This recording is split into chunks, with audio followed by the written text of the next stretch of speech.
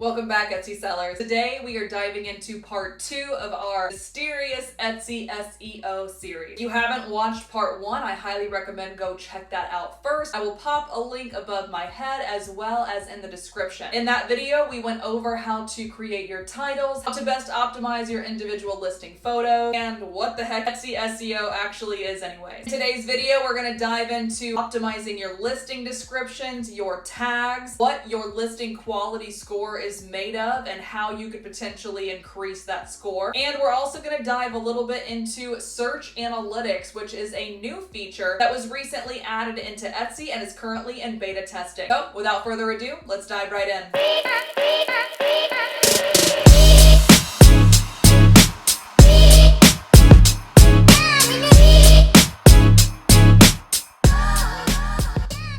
So let's talk about listing descriptions first. The first 150 to 160 characters of a listing description are used for metadata purposes. So to best start optimizing your listing description, we have to first start by optimizing the very beginning. You want to aim to add relevant keywords in the first few sentences, but again, if you missed this in part 1, we want to be talking to a human instead of a search engine. Then after we complete that metadata space, it's time to start adding in important information about the item itself. Size, inclusions, dimensions, colors, ordering directions, etc. Then you want to end on a note that tells your brand story or the item's story best. Do not copy your title and your listing description verbatim. Instead, write 1 to 2 sentences that incorporate those descriptive keywords that you want to rank for in a human way that uses your brand voice. Also in the listing description, what I like to do is think about any potential questions that a buyer might have or any purchasing objections that I might have to overcome. If I can answer those questions or overcome those objections right there in the listing description, that makes it that much easier for my listing to rank much higher in search simply because someone saw the listing, clicked on the listing, favorited the listing, and maybe even purchased the listing all in one action, which, as you and I both know from part 1, can get us to rank much higher, much faster. Again, if you haven't seen part 1, why are you still here? Click it.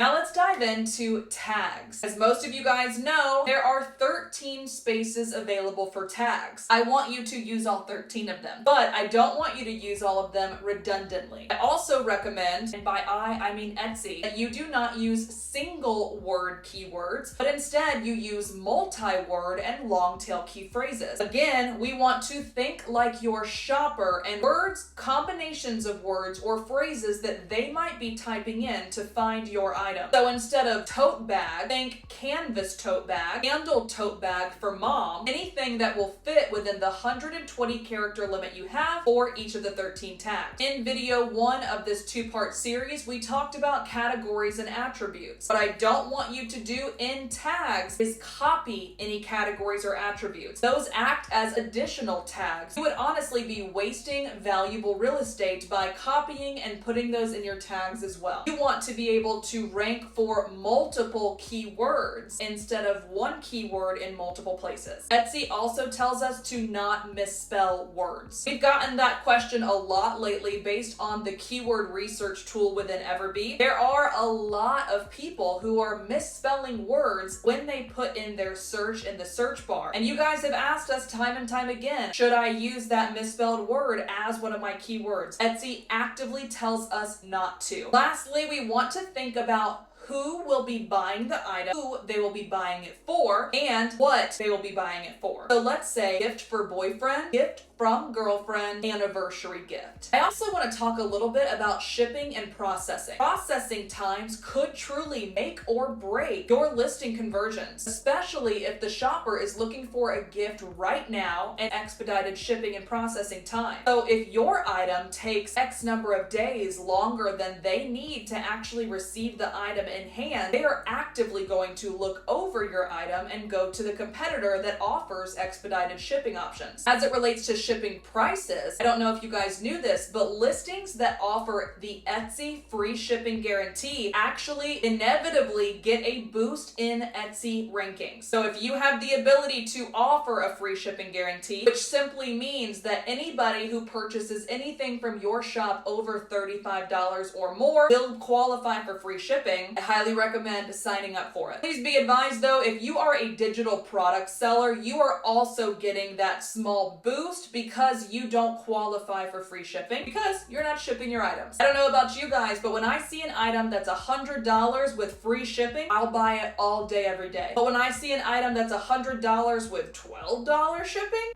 I think twice, which more than likely means your buyers do as well. So let's get into now what is a listing quality score. So the listing quality score is Etsy's metric that measures exactly how popular a listing is with their buyers. No one has access to what drives this 100%, but new listings do get a temporary boost in the beginning, so Etsy can learn quickly if that item is popular and if viewers are interested in clicking through to the item itself. The listing quality score is made up of a combination of clicks, favorites, and purchases. Last but not least for today's training is I want you guys to take a look at your search analytics. If you go into your shop manager, click marketing, it should be the very top thing on the left-hand side, search analytics in beta. So this is a really cool location to see what keywords your items were currently performing for and how people actually found your listings through search queries. I highly recommend going through all of those, seeing exactly what position your listing is at under that search query, and then determining if we should make any changes to our listing description, our titles, our tags based on wanting to increase that position. If you guys have any questions about the search analytics dashboard once you dive into your own shop, feel free to drop them in the comments and we will create a video just for you. Well guys, that's all the time we have for today. I hope you enjoyed this two-part Etsy SEO series, and I hope it's a little bit less enigmatic of a topic now that we've gone a little bit deeper into exactly what Etsy wants from you. As always, if you like this video, I would love it if you go ahead and click the little thumbs up button for me, as well as subscribe to the channel if you're not already. We go live every single Thursday for you guys with brand new trainings for Etsy and e-commerce sellers, and we also post a video just like this every Tuesday. So make sure you hit that bell icon to be notified when we do. And until next time guys, we'll see you in the next video.